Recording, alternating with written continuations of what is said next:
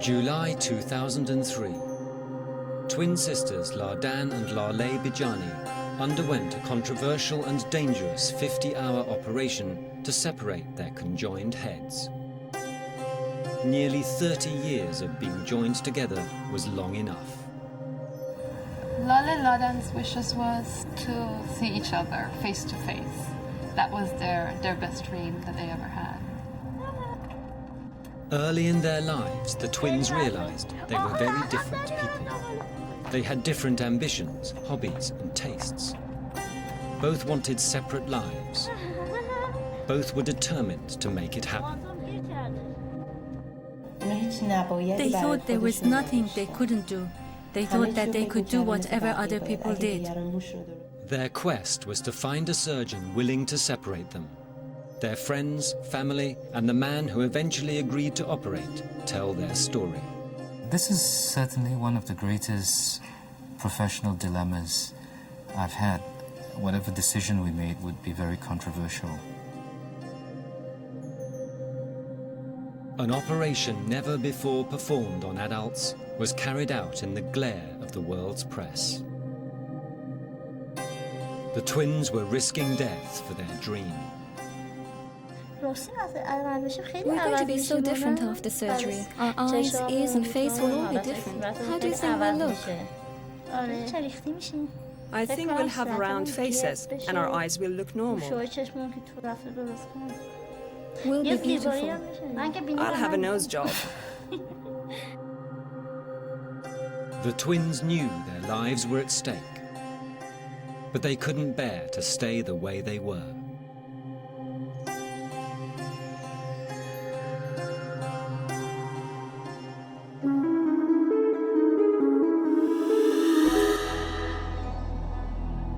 Ladan and Laleh Bijani had lived for most of their adult lives in the Iranian capital, Tehran. They were clever, engaging, and ambitious.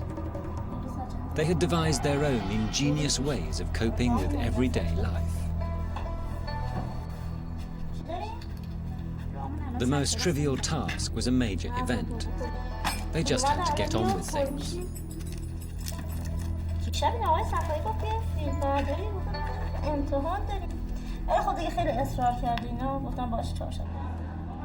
In the mid-1990s, the twins were law students at Tehran University.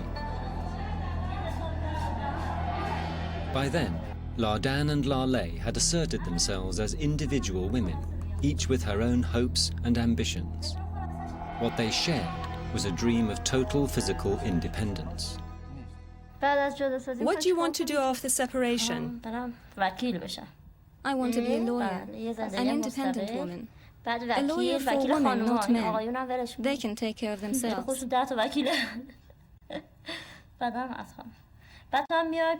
And if you want, you can be my secretary. Really? After 4 years of studying, you want me to become your secretary? I'd rather be a typist. At university, Laleh had decided to become a journalist. Ladan wanted to stick with the law. Without separation, the lives of these two dissimilar women would become impossible. The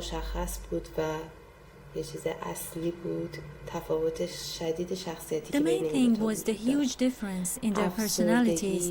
There was Laleh's depression and sensitivity, and then there was Ladan's illusory joyfulness, which sometimes made her laugh so much that it annoyed other people. But the truth is that it wasn't genuine laughter. Her laughter frequently concealed intense anguish.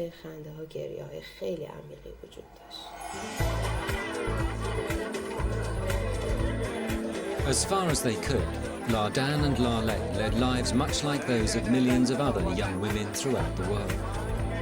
They loved clothes, cosmetics, and dancing. But those moments of real joy couldn't be sustained. Underneath lurked frustration and distress. They were constantly wondering whether they would be separated one day, whether they would be like other people, free, so all their anguish and troubles would come to an end. The thought didn't simply come to them out of the blue. It was their dream and their friend's dream. But this dream had always existed. The twins dreamed of physical separation. They quite simply wanted to be able to live their own lives, with their own careers, quite independent of each other. They had so much of dreams. They have tons of dreams and how they want to go and work, and they wanted to buy houses. They wanted to build their lives by themselves and as different individuals and be successful.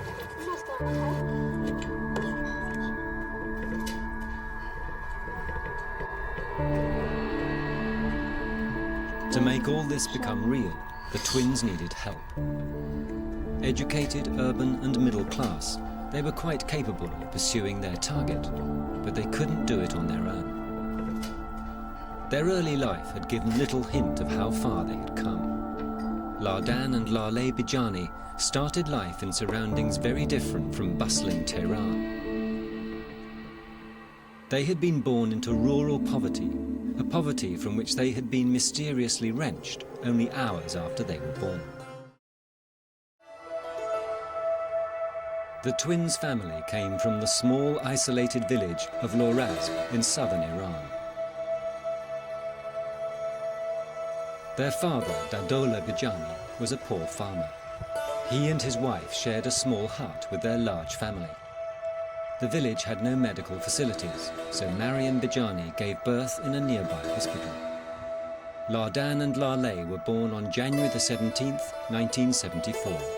Their father could hardly grasp what the doctors were saying. The next morning they told us you have 2 daughters. I said, thank God. Then they said you have 2 daughters stuck together in the head. Even so, I still said, thank God. I kept on thanking God.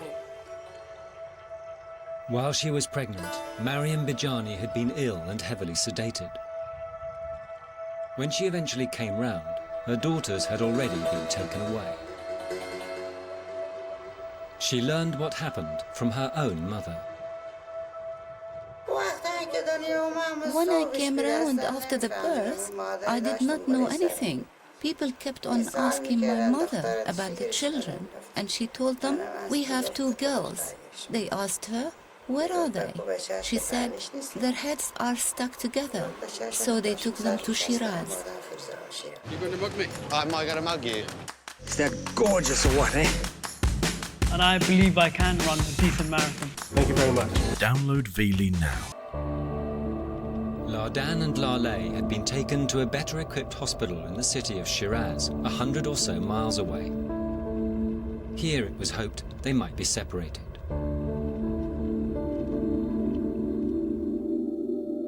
Ladan and Laleh were an extremely rare case of craniopagus twins. This occurs only once in about 2 million live births.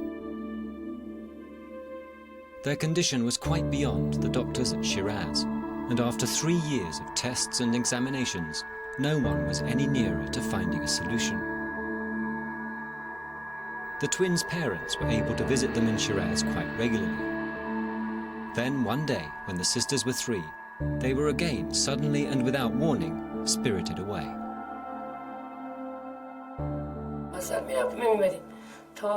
We would see them often until 1977. Then one day, we went there and couldn't find our children. Just imagine, when a chicken loses its chick, it would call out to it. I was like that chicken who's lost its chick. I was looking for them.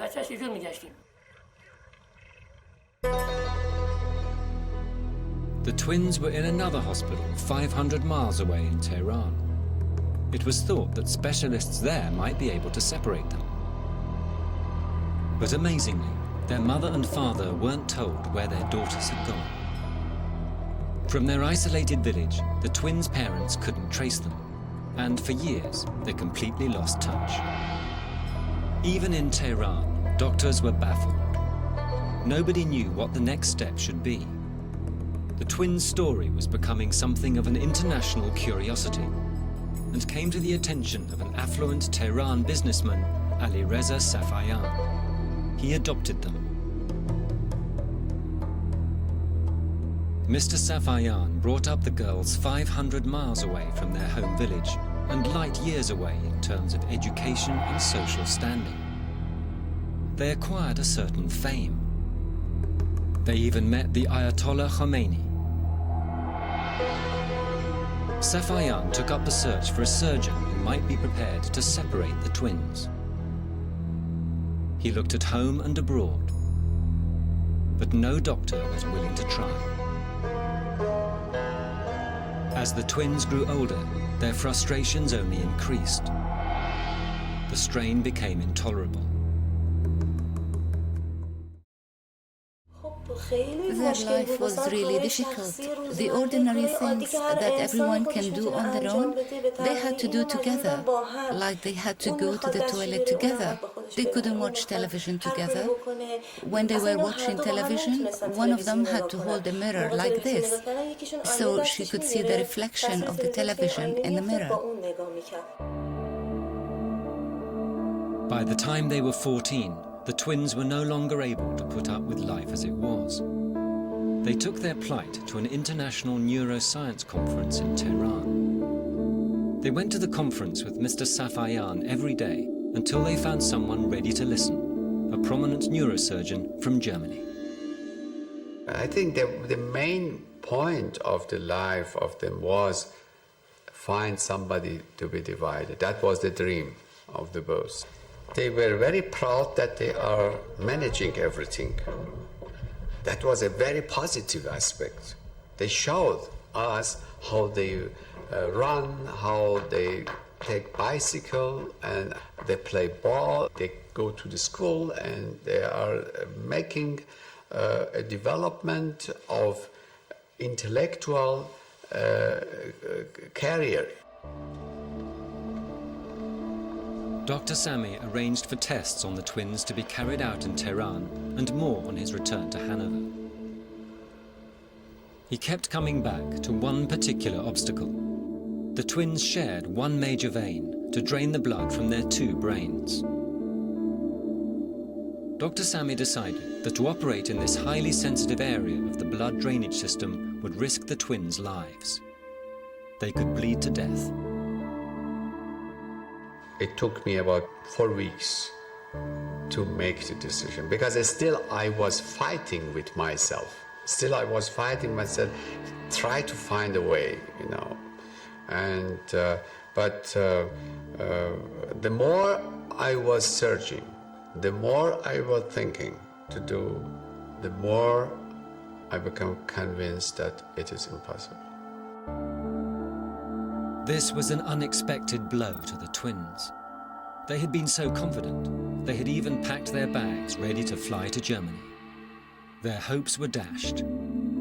Ladan and Laleh now faced the extra burdens of adolescence. They were ordinary people.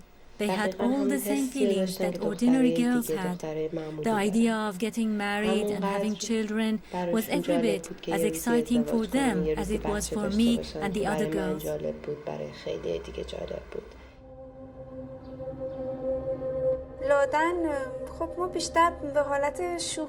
Ladan used to joke with us about it. She used to say that she wanted to get married. But we could see that really she was interested, even if she joked about it a lot. I could see that she wanted these jokes to become reality.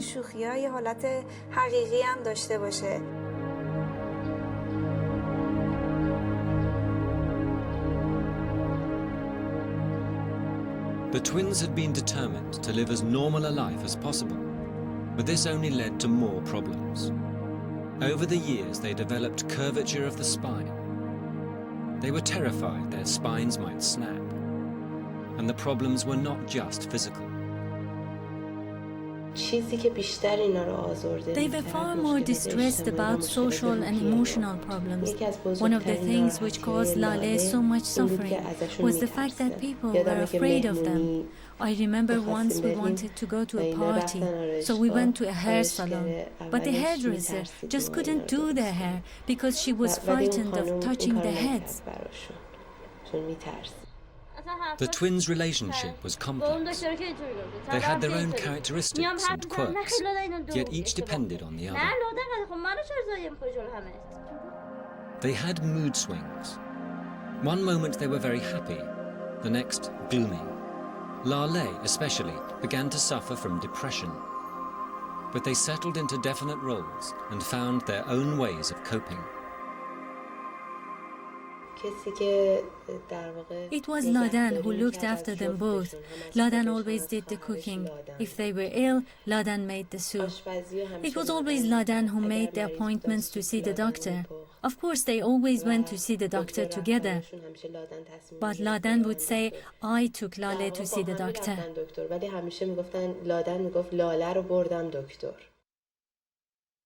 The twins' difficulties were mounting. Not only that, their relationship with Mr. Safayan was turning sour. They wanted to leave their adopted father. Mr. Safayan separated us from society. He ostracized us from it.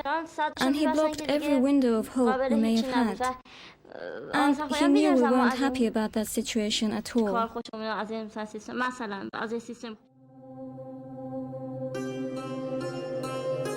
The chance to escape came in 1996.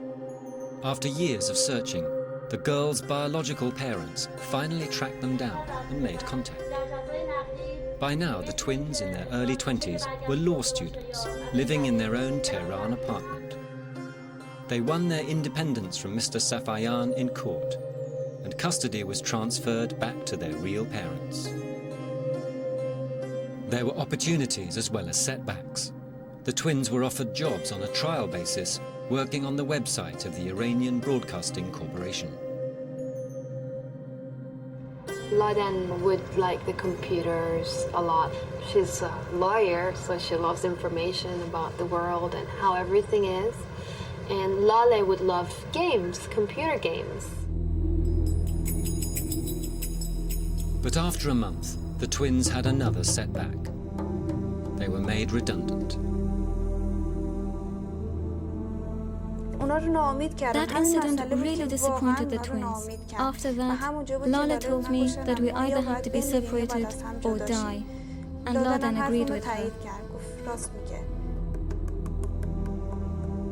Redundancy made the twins review their lives. It rekindled their longing for separation and careers of their own. They began to trawl through the internet to find a doctor willing to operate on them. Their father, who was visiting them, watched with fascination as his daughters played with a big box in the corner of the room. I was at their house one night and asked them, "What are you doing with that box?" They said, "We are looking for a way to separate our heads from each other." They were looking for a doctor. They wanted to do it. They wanted to be separated and free. After more fruitless months, they found the answer in a newspaper.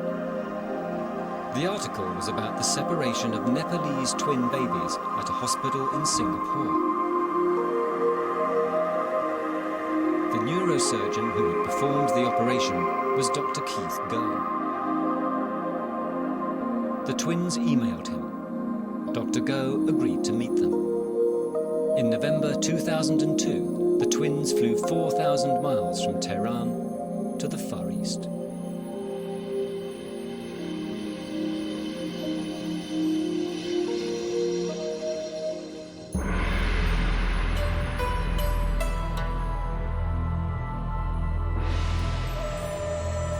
Singapore, a strange and unfamiliar world to Ladan and Laleh.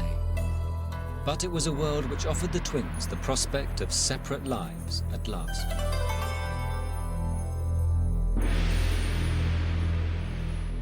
They were desperate to meet the man who gave them that hope, Dr. Goh. The twins met the consultant neurosurgeon at Raffles Hospital the morning after they arrived in Singapore. To anyone who met them, They seem to be two articulate, well-groomed, happy individuals who just happen to be stuck together. The world didn't understand what was going on inside their heads. They said it's almost 30 years that they've had to put up with this, and it was enough. Scans revealed that their 30 years together had taken a physical toll too. The left side of Ladan's brain had been slowly compressed against the right side of Laleh's. It was not just their skulls that were joined, but their brains as well.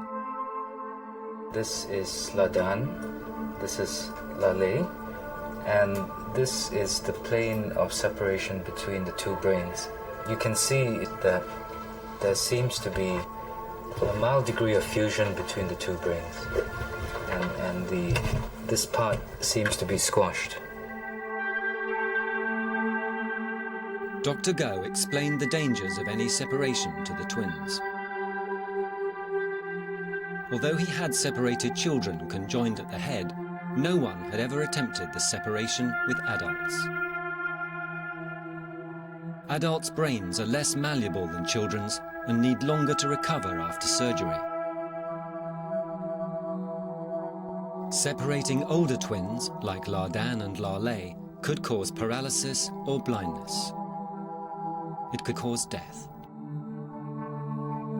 They said, look, give us some time and we'll get back to you. And I know that there were a lot of tears, but at the end of 3 days, very calmly and coolly, they said, look, we've thought about it and we're ready, so just go ahead.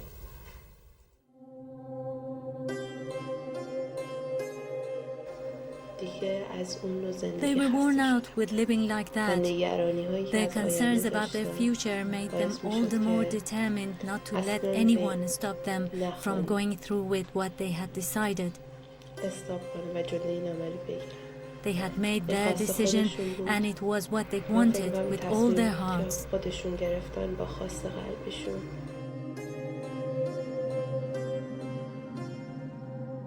Dr. Go was impressed with the twins' resolve, but he needed time to think about the implications of any operation. I had quite a few months of struggling whether we should go ahead with the surgery or just turn them away. At the same time, I was faced with two patients who were determined to have their will done, regardless of the risk, and with the full understanding that the price they would have to pay could have been their lives. But even if Dr. Go did decide to proceed, surgery was still a long way off. Counsellors, psychologists, and members of the hospital ethics committee descended on the twins for interviews, reports, and assessments. I need to be reassured that in fact Ladan and Laleh know the risks involved, know what to expect, and I came out very convinced that Ladan and Laleh are very clear in their mind that this is something they wanted to do. The hospital even hired an English teacher to make sure that Laleh and Ladan understood all the issues and the risks that went with them. The twins, though, just wanted to get on with it. They had made up their minds years ago. They were asking me, why the need for ethics committee? This is, to them, is a purely medical thing. They want to go ahead with it. I think they were worried in case the medical ethics committee would be against the operation. Will you stay with me after separation? I'll get rid of you and escape. No, I'm kidding. I'll be with you wherever you go. I've decided I'll leave you whenever we have an argument. Okay, you have to make up for all these years together. Just tell me where you are, and you can do whatever you want. The twins pushed impatiently for separation and the freedom which would come with it. Dr. Go had to decide whether he could take the risk. Ladan and Laleh Bijani waited in Singapore while medical and ethical decisions were made about whether to try to separate them. The neurosurgeon Dr. Go used life-sized three-dimensional models of the twins' skulls and brains to help him understand their complex predicament. His examination revealed further problems. Their brain pressures were twice normal, which explained why they required frequent headache medication. I think what would have happened in the next few years, as the pressure built up, that could have led to a stroke. It could have also led to pressure on the optic nerves, which would affect their vision. I mean, can you imagine if one of these girls was blind? Or if one of them had a stroke? Dr. Go had struggled with the medical and ethical issues for months, but what finally tipped the balance was something very down to earth. I think that the key factor which made my mind up to go ahead was when I had a glimpse into how difficult it was for them to sleep. It was a struggle just to get out of bed. And I said to myself, you know, my goodness, if this is what they had to go through every single day for the last 30 years, then we got to do something to help them. Ladan and Laleh only cared about getting their way. For the hospital authorities, it was the start of a complex and consuming task. Dr. Go began to gather a team of colleagues from around the world, highly skilled specialists who would tackle the intricacies of the twins' conjoined brains. The venture was named Operation Hope. The major issue in the brain separation was this common shared vein through which 70% of blood flow from each of the brains would come through before heading down to the neck. And one of the key points in the surgery was to create a bypass for one of the twins so that each twin would have their own drainage system.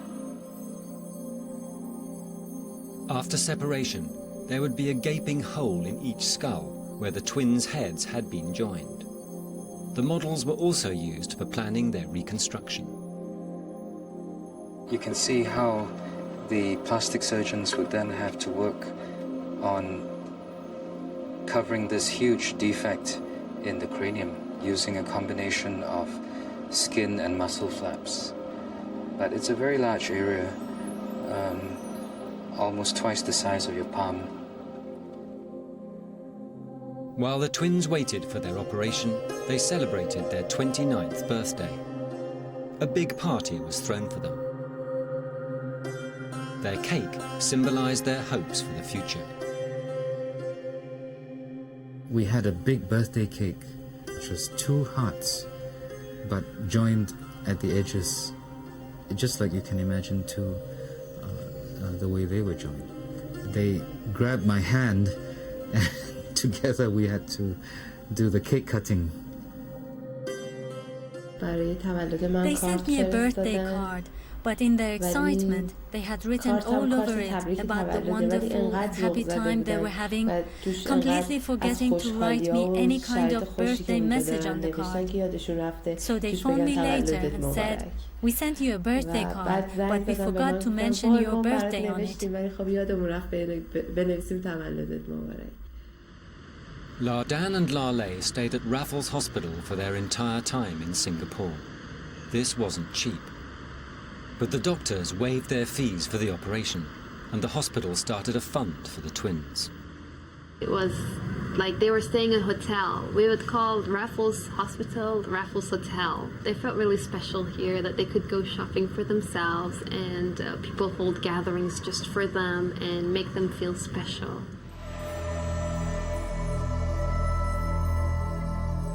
As the operation drew near, friends noticed that the twins' new clothes seemed to symbolize their wish to be separate. And we see twins, we expect them to be dressed, similarly, same colors of shoes, blouses, and they did that for most of the time. But I noticed that as time went on, as they were coming closer to the operation, I began to notice that they were wearing different colors. And I think they want to impress on us, no, they are two separate individuals.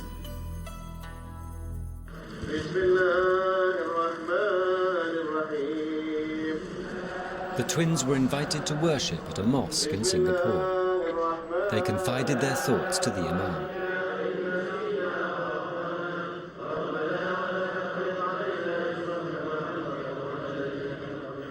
They know the risk very well, but the excitement to be separated and to live normally as any one of us is so great in their mind. They try their best to push the doctors not to change their minds because they have undergone these failures all their life. I mean, they have tried at so many places, so many countries.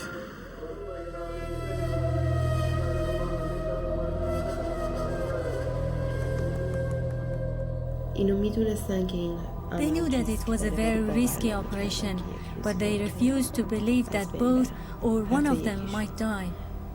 The idea that one of them might die was as horrifying as that both of them might die. Laleh was afraid of surviving but losing Ladan, and Ladan was afraid of surviving but losing Laleh.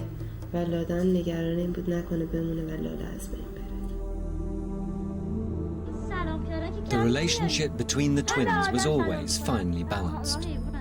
Some wondered if the normally dominant Ladan had swayed Laleh against her wishes. Both wanted it equally, but because Ladan used to talk about the operation so much more, some people had the impression that it was only Ladan who wanted to have the operation, and that Laleh was sort of being forced into it. But this was not so. They were both equally happy about having the operation. As the date of the operation drew close, Dr. Go noticed a change in the twins' relationship. The normally subordinate Laleh began to take on a new responsibility.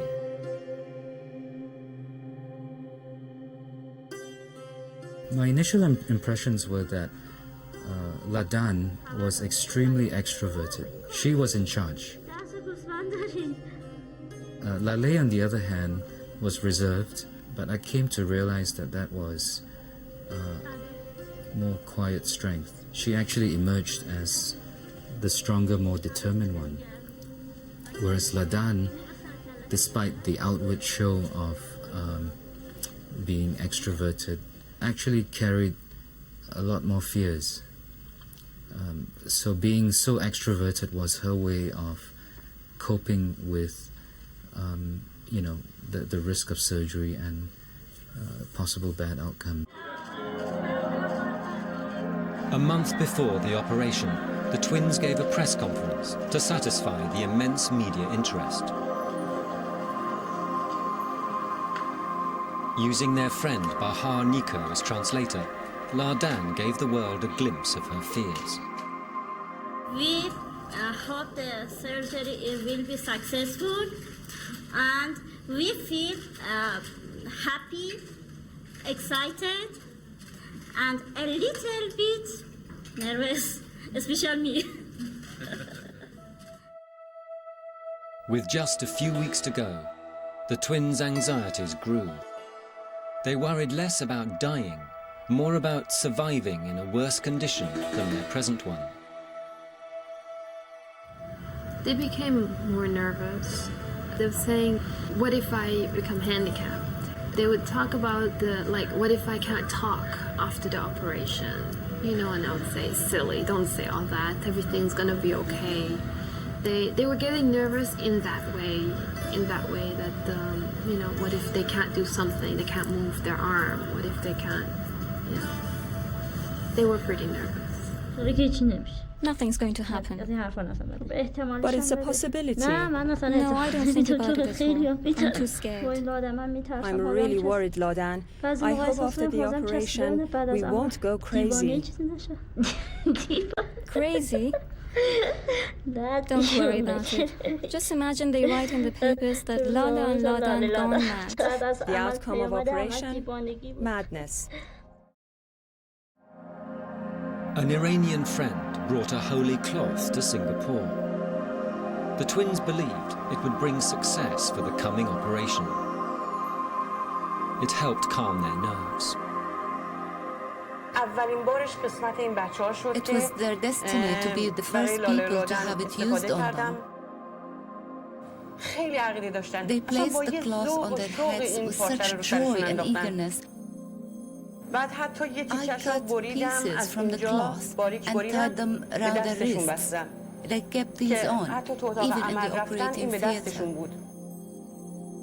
They said, we won't die, now that you have placed this cloth on our heads. They had such strong faith in it.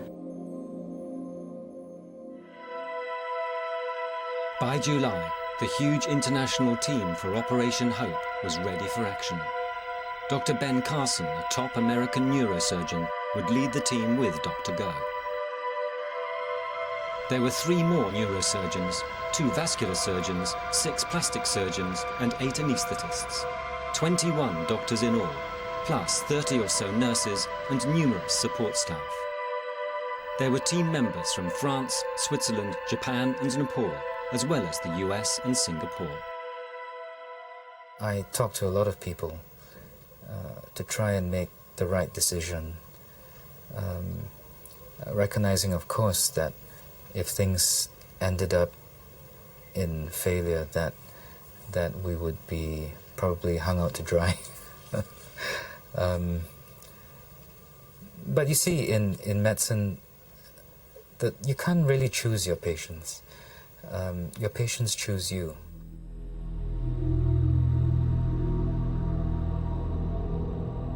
In the last days before the operation, Bakshi Reza and the twins' other Iranian women friends gathered to pray for the success of surgery.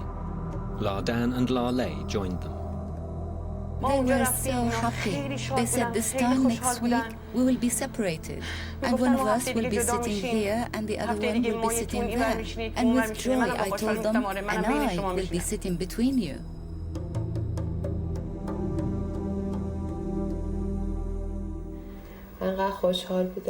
They sounded so happy that they were going to have the operation soon, and they told me that they would come to visit me after it. Right up to the last minute, they said to their friends, "Go and buy us 2 single beds, because from now on we will be sleeping in separate beds." On the 5th of July, Ladan and Laleh had their haircut in preparation for their surgery. The hair was to be made into wigs to cover their reconstructed skulls. Laleh drew 2 small sketches of herself and her sister with their haircut. They wrote, "They will shave our heads before the operation, so we will be bald and hairless." Laleh also drew pictures of herself and Ladan as they would look after separation.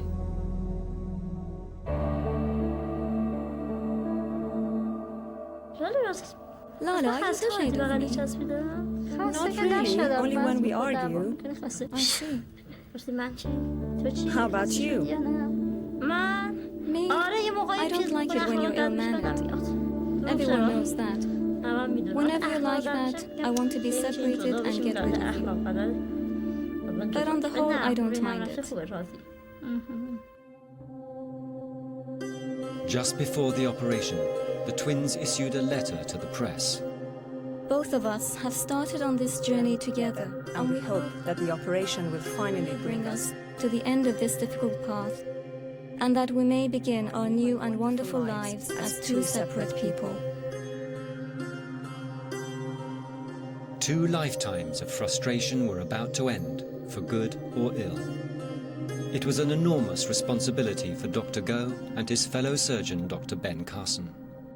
They asked me to take care of them and to make sure that they would be all right. And I said, you know, don't worry, everything will be fine. And then they said, where's Ben? So he came forward and they said, please, we are your children. Take care of us like you would your own children. And he said, of course I will, you know, don't worry. You'll be fine. When you wake up, everything will be all right. It was time for the twins to say goodbye to the friends who had supported them during their 8-month stay in Singapore.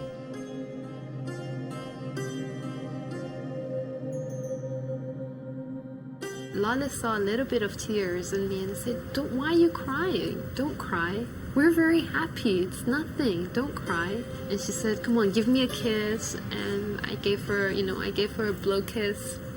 I said, no, you have to give me a real kiss. And I gave Laleh a kiss first and then to Ladan. And then I told them, be strong. And they hold their strong hands and they said, bye-bye. Just before 10 a.m. on July the 7th, 2003, the twins in a huge double bed were pushed into the operating theatre. A wait of nearly 30 years had ended at last. Ladan and Laleh Bijani were single-minded in their struggle for separate lives. Now they had that possibility, but only if their difficult marathon operation was a success. While they were undergoing surgery to separate them, their friends gathered in the hospital lobby. TV and newspapers fed the world's appetite. The plight of the twins touched emotions everywhere. At first, the operation went to plan. Hopes grew, success seemed in sight. After 30 hours, the construction of the new bypass vein was completed. A blockage was cleared, and the blood flowed freely again. There was a great feeling of anticipation that, hey, we could pull this off. And then we began seeing bleeding. The network of veins, venous structures around the twins' brains had burst unexpectedly. The venous structures down here, the deep part, they don't look particularly abnormal or too large. But somehow during the course of the surgery, these areas became abnormally dilated and expanded into huge venous lakes from which we had the uncontrollable bleeding. After 50 hours on the operating table, Ladan, the stronger, dominant twin, was losing her fight for life. There was really no turning back, and we had to quickly complete the disconnection and then try and stop the hemorrhage.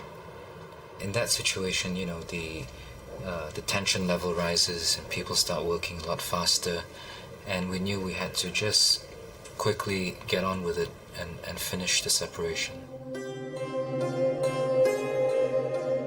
There was nothing Dr. Go and his team could do. Soon after separation had been completed, Ladan died.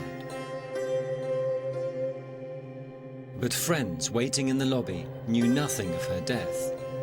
They still believed the operation was going well. I was so happy I was going to see them. And then I saw the hospital staff and they told me to come up. I went towards the room and I saw my mom and she said, look. And I looked towards the bed, the side of Ladan. I saw a flower and a Quran on top of. I said, what happens? Is it? Oh, Ladan is gone. And I said, no. I telephoned the hospital and spoke to one of my friends there. I could hear them all crying. As far as I was concerned, it was all over. because I knew that Laleh would be lost without Ladan, and I dreaded to think what would become of her. Because the truth of the situation was that losing Ladan would mean the end of Laleh too, because Ladan had been like a mother to Laleh. Laleh fought on alone, separated from her sister for the first time ever. But her independence was short-lived. After 90 more minutes, she too died from massive blood loss.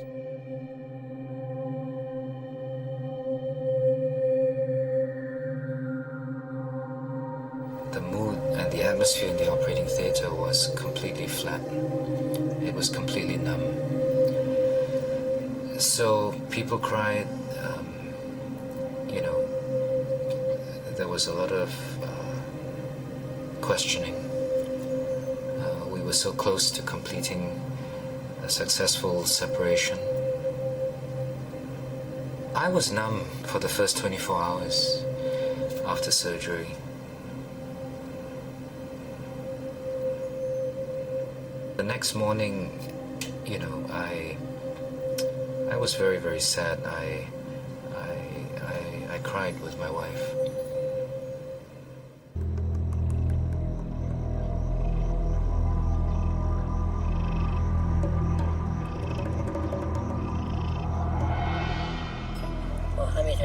I was sitting here after lunch.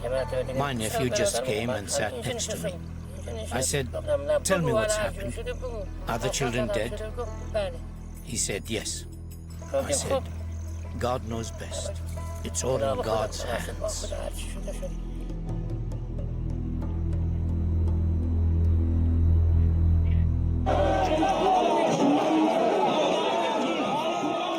Two days later, the bodies of Ladan and Laleh arrived in their parents' village of Laraz.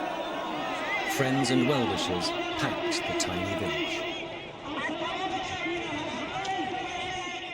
We were very moved when we see that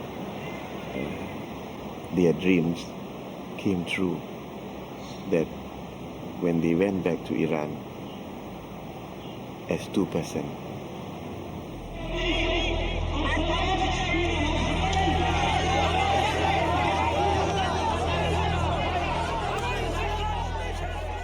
we had really come to love these two. It's very hard to have met them and not have been touched. And I think the whole world had a glimpse of that. Will you stay with me after separation?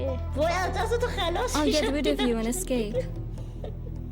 No, I'm kidding. I'll be with you wherever you go. Even after surgery, no one will separate us.